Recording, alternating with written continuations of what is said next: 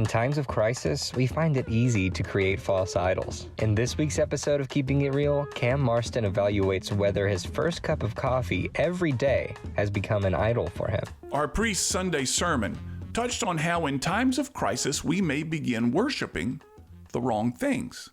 That in order to break the monotony and give us something to look forward to, we may create idols. That's strange, I thought, and stood to fill my coffee while the sermon streamed over YouTube. Coffee. I love the stuff. I was on my third cup when the service began.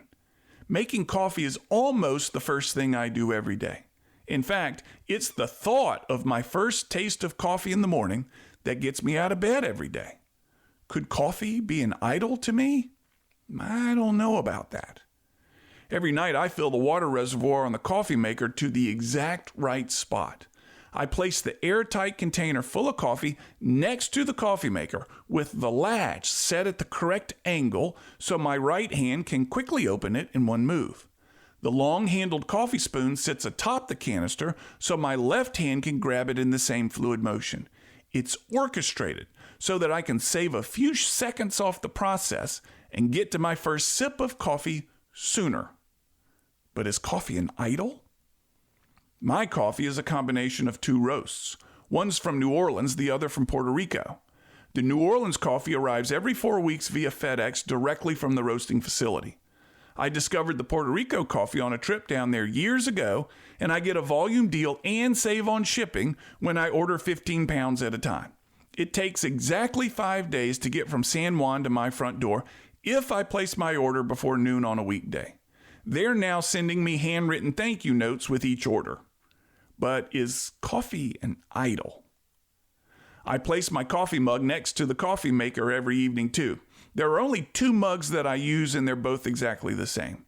I bought them because they hold the perfect amount of coffee. Not too small that I have to keep filling them, and not so large that the coffee grows cold. And I can fit 4 fingers inside the handle, which is how I like to hold the hot mug. As the coffee brews, I pour in an exact amount of half and half to the mug. When I pour the coffee into the mug, it mixes with the half and half. The coffee needs to be poured into the center of the mug, not down the sides, which mixes the half and half and the coffee the best. This is important. But is coffee an idol?